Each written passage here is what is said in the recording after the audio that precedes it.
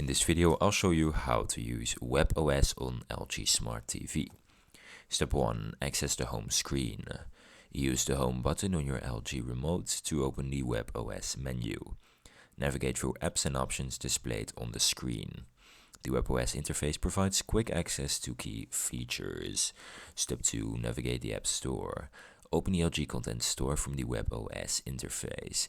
Browse or search for apps, games, or streaming services. Download and install apps directly to your TV.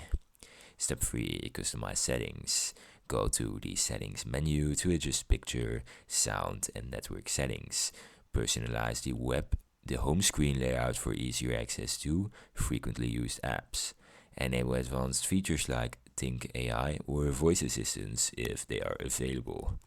And that's it for this video. I hope it was helpful. If it was, please subscribe. And if you have any questions, you can leave them in the comments down below.